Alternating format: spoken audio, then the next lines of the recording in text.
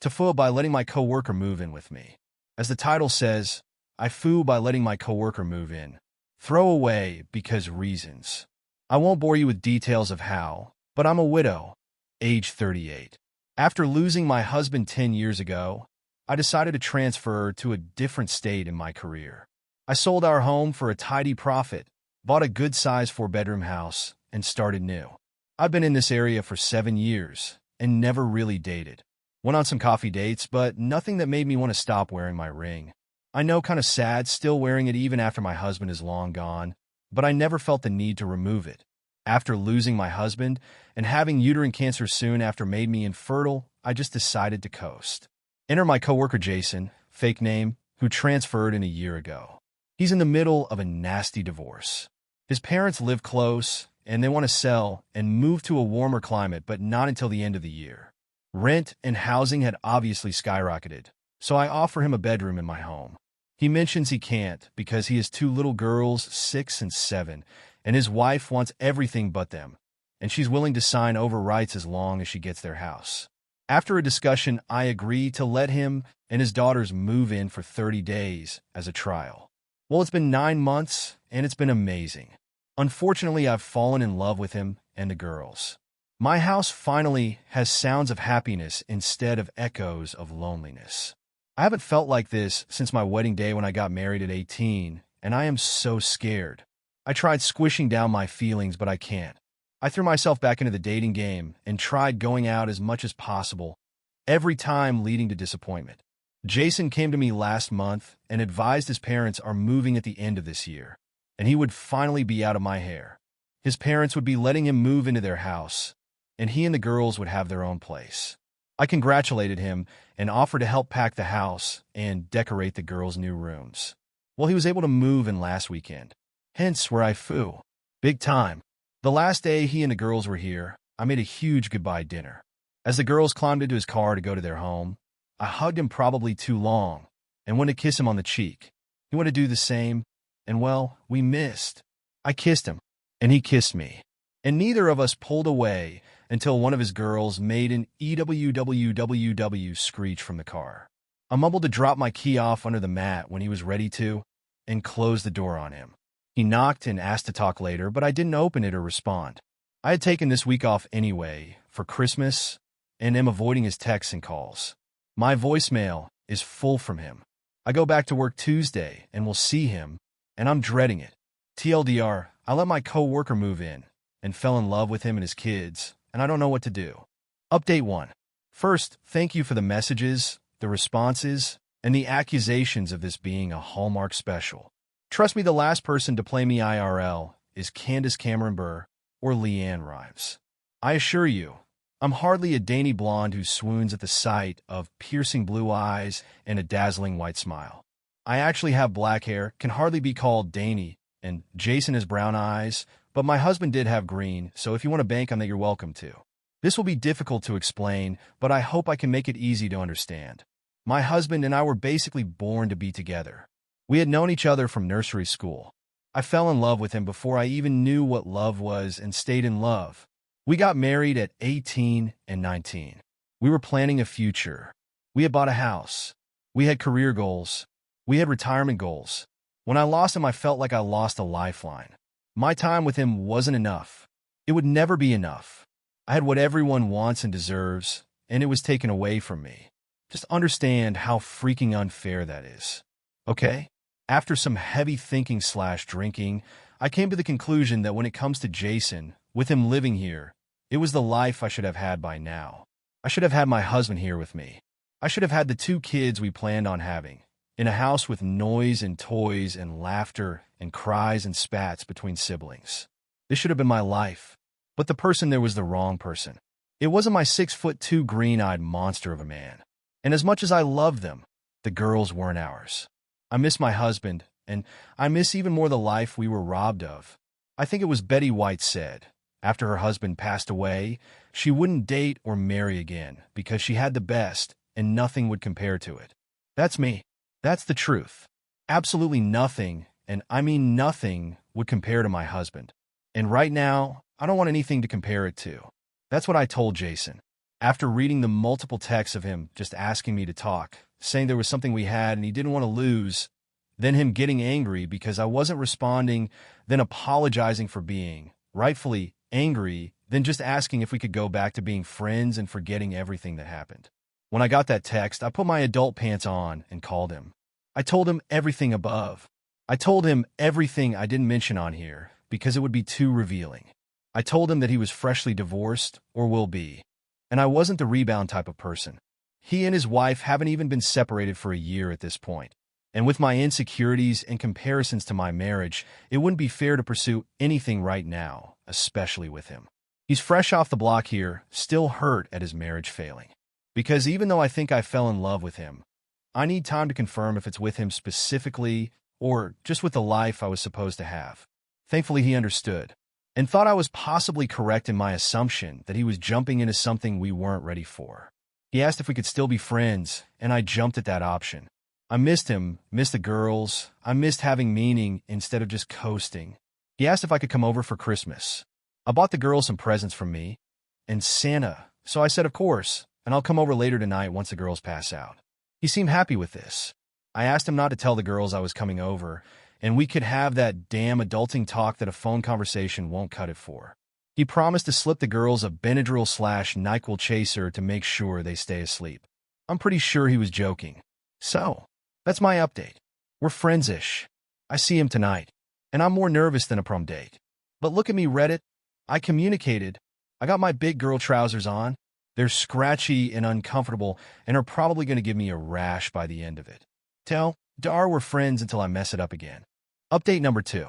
In November 2021, my family and I moved towns into a neighborhood near my parents. I wanted to be close to them.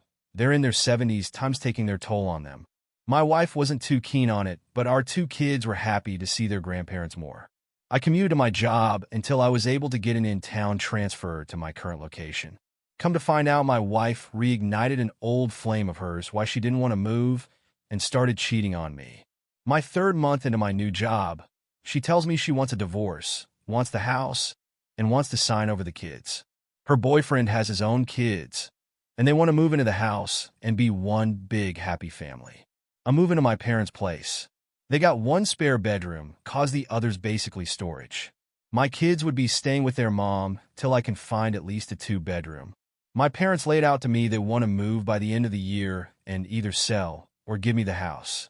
I just have to do something by then. Rent's nuts out here. Then my wife throws on me her new man and his kids are moving in now and not getting along with mine. So she agrees to make it quick and sign over rights to mine as long as she keeps the house. I had become friends with Hope at work. The day came I told her about needing to move and find a spot for me and my kids. She offered her home. I asked if her husband would mind, and she told me she didn't have one anymore. See, she still wore a wedding ring, and I never bothered to ask about it, just always assumed she was married. Appears he passed away a decade ago, and she just still wore the ring. We move in, and it's a dream. I see this woman in a light I never thought of before. My kids loved her. She never put their mom down. She made them breakfast, lunch, dinner on her off days, and she would take them out to do girl things that I had no idea. She even took them school clothes shopping when I ran short on time to be able to do it. Hope just seemed happy as hell to be around us and have us there.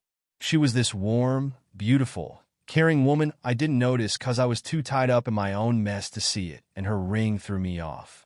The day I got my parents' house, I made a big mistake. I kissed her. She freaked out, asked me to drop my key off later, and ran inside. I texted her and called her, but she didn't get back to me for a week. She said that with me being freshly divorced that she didn't want to be a rebound, and she didn't want me to be one either. I said she was right, just to placate her, but she isn't. I asked her over for Christmas, and she said yes cause she has gifts for my kids. She came over and spent the night. She slept on the sofa and hung out with us until after dinner. My kids were through the moon with her there, and now they keep asking when they're going to see her again. We've been great at work, but I keep wanting more. I don't know if I should just date or whatever. She dated while we lived there, but nothing ever happened after the 1st or 2nd date. It's getting harder to see her as just a friend anymore. Dara, I think I'm falling in love with her, but have no idea how to get her to understand it's not just a rebound. It's real. Update 3. Just like the title says, I hope you get a kiss tonight. This is just an update for me. I'm finding it therapeutic to type this out. At least then it's not just playing in my head. I spent the night at Jason's on Christmas Eve. We talked for hours, until 2 a.m. It felt like home again. We both ended up falling asleep on the couch, and the girls woke us up. We did breakfast, we did lunch, we did presents, we did dinner. When I finally left, I thought I had some closure. I noticed Jason was on his phone more often this week. Finally, I got it out of him. He downloaded some dating app and had a hit. Not shocking it was so soon.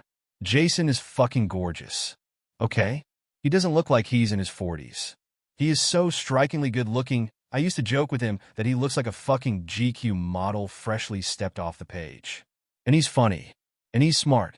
And he doesn't deserve to pine after someone who doesn't know what in the hell she wants, because she never thought about it before. He asked me to babysit the girls so he could go out on a New Year's date.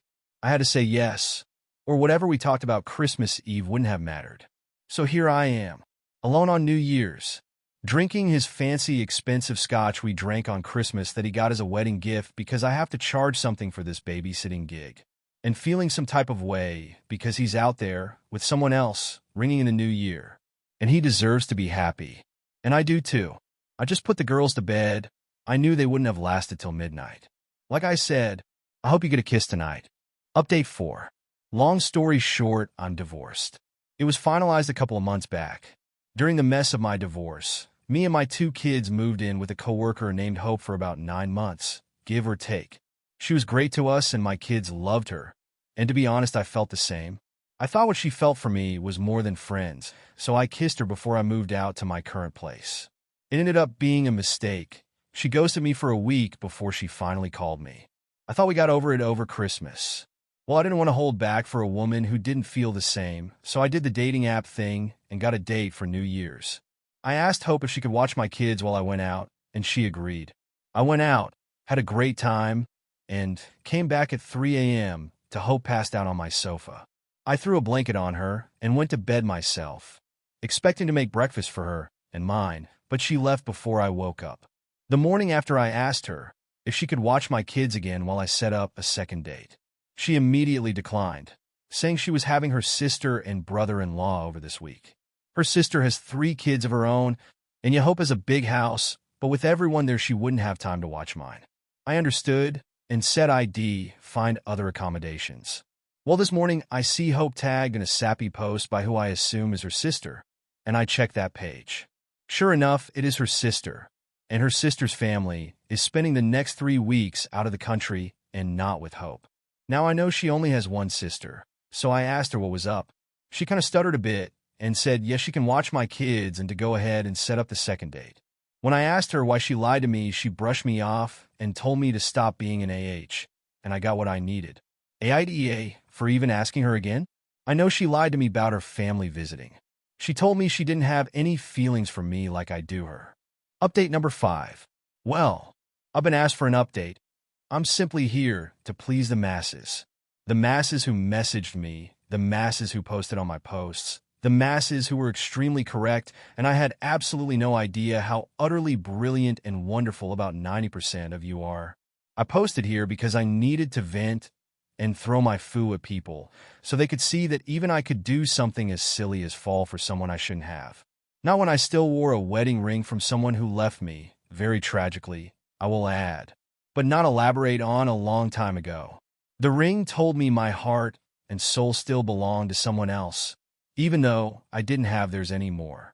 I posted here because I needed to vent out everything, needed to give myself closure, needed to figure out why this man, whom you now all know as Dan, rocked my universe by just becoming a part of it. I was told to go for it, and I excused it all with no, I'm still a mourning widow who can't fathom taking her ring off. I theoretically clutch my pearls at such a thought. But you guys want to know the good part though, don't you? And you guys deserve to know it too. Because if it wasn't for you, there wouldn't be a good part. On Christmas morning, he was making breakfast. I came to the kitchen and had to do a double take. Granted, I was uncaffeinated, so in my sleepy state, I had expected to see my husband. But when he turned and smiled at me with a grin big enough to reach his eyes, I didn't feel sadness or disappointment that those eyes weren't green. That he didn't give me a cute smirk like my husband used to, but a whole smile with so much Damn. Teeth. For real, Dan. You have so much teeth, and I, for one, am so happy your girls have your smile, and that you have great dental. It was then I realized I was fucking wrong. I wasn't prepared to be wrong, to lose my grip on my pearls, so to speak. I just wasn't prepared. I wasn't ready to see someone else in my dreams. I sure wasn't ready for that someone else to be someone I considered my best friend for a long time. So, when Dan had asked me to watch the girls so he could get a second date, to be honest, it hurt. Like hell. Even though I told him to move on, I was pissed he did because I didn't. I fumbled up an excuse about my sister coming over, but obviously didn't think it clear enough that my sister and her family usually head overseas during this time. Well, he found out she wasn't gracing me with her presents and asked me why I lied. I just kind of said, oh, yeah, I'll watch the girls, no problem. But he said he already had a sitter and said he wanted to know why I lied. I said I didn't, I forgot, but lo and behold, when you live with someone, they pick up on your tells. Dan said, no, you're lying. I don't care if you can't, or even if you're not up for it. That's fine, just be honest with me. I called him an asshole and said I'd be there, just tell me a time. He said to come over for breakfast, and we can talk out whatever is wrong with us like adults. Hope, that thing we're trying to be. Well, apparently that night he made a post, and a few of you guys found some similarities that were a bit too convenient to be coincidental. So late that same night, I get a call from him, which I ignored twice. Third time's a charm, and I proceed to advise him where to stick a few choice amenities for waking me up until he blurts out, you named me after your cat. Yes, I named my cat Jason. He's a seal point, and he has a cute mask, and he's the size of a small dog, and looks at me like he wants to kill me in my sleep. I absolutely love him. So, we talked for about a half hour or so, until he said he had to see me, but he wasn't going to leave his girls alone that late, and asked me to take a personal day tomorrow, and he'd do the same. I said no, but I could come over. He said only if I could stay the night. So I grabbed some extra clothes, put on my comfy bright pink bear claw slippers. Yes, they're as magnificent as they sound, filled the feeder for my chubby boy Jason, and headed over. We talked until about 3 a.m., and he said he was going to take a personal day and said I should do the same. Well, at that point, you couldn't twist my arm fast enough, so I agreed to it and went to grab some blankets, but he stopped me. He asked me if I could try sleeping in the same bed as him.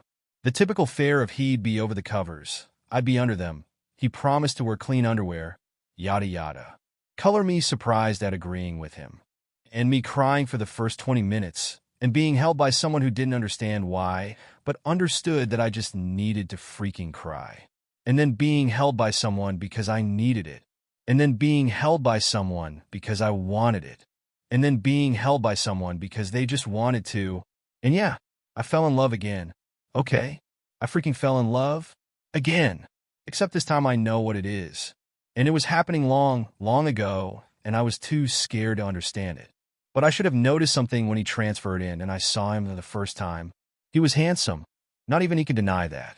But when he smiled with all those damn teeth, he just became so much warmer and real, I guess. I just felt like I had to be near him. Even when he made horrible dad jokes and gave himself heartburn with his spicy food addiction, but refused to take responsibility for it. I lived for those moments. And when they were gone, I was absolutely miserable. I never knew how falling in love felt.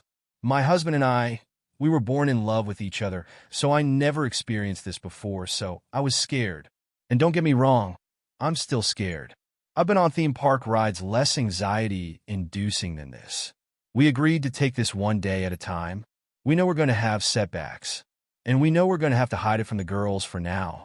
I'm also transferring departments to keep things a bit more under wraps. But we're trying it. We are trying it. We're making it happen. I'm in love with him. I just had no clue what it was. It felt like I was floating and was trying not to sink. And when I met the girls, had no choice but to drown and just succumb to the peace. I have random Redditors to thank for saving me from a lifetime of regret. Big girl trousers are on everyone. Although he still can't believe I named him after my cat. Well, I love my cat too. There's that smiley face. And my cat loves the girls. TLDR. We're taking it slow. Day by day. Oh, and I'm in love. And it doesn't hurt anymore. And my cat loves them too. New update. Unfortunately, that post since has been removed/deleted by the sub's moderators, and body of the post itself cannot be recovered by any way possible. Believe me, I tried. Therefore, the details of that story remains a mystery. March 5th, 2024. Hey there, just replying here. Hope and me were doing great, so are my kids. We just had a little molehill I turned into a mountain is all. We moved in together, and I rent my place to my ex-in-laws. Hope doesn't check or throw away act anymore causes some problems that happened. But we're fine, everyone is fine, and Jason is still higher on the totem pole than me according to my kids. Appreciate all the love, folks. April 12th, 2024. TBH, the thought of losing my kids when it finally happened. My ex could have asked for my right leg, and I would have cut it off if it meant I could have my kids. I had nothing to go on, except my parents, and they didn't have room for all of us at the time. Went through some hoops to keep them, and for her to agree to not press for visitation and give me full custody. Wasn't easy. Cost me a good part of my savings and the house, but we are much better off now. July 7th, 2024. I only knew when I ended up falling for my now fiancé. My marriage was already dying. I was debating on if I wanted to work it out for my kids when my ex kicked me out for her new guy and his kids to move in. I stayed single for a bit, went on a date, just one, but in the end I fell in love with my lady. Lucky me, she ended up falling for me too, so it wasn't so much the amount of time, but it was the person that made me realize I was ready. July 15th, 2024. No, not really. I had no loyalty to anyone, so it didn't feel like cheating. First time I had sex with someone else, though, it was weird. Was with the ex-wife for 15 years. Most good, the rest bad. Didn't know how to be with anyone else, truth to you, because it had been so damn long. March 15th, 2023. Something like this happened to me and my GF for the WKND before Valentine's. I got us reservations for a mimosa spot for our 1 month with my kids, with those big glasses with like 4 straws. Anyway, a waitress came by and either tripped or something, but dumped an entire grapefruit mimosa on top of her. I was going to go off, and she saw I was, but this woman just got up, went to this crying server, and asked her if I said she was okay. In 5 minutes, she had the girl laughing and joking, and she promised this would be the worst part of her day. Then she dropped a huge tip and asked my girls if pink was more her color. Fuck me if my lady ain't a goddamn legend. April 18th, 2024. Reading this after seeing UR updates with Hope makes me so happy. July 20th, 2024. Thank you kindly. Can't wait to marry that girl, but she want to wait a bit.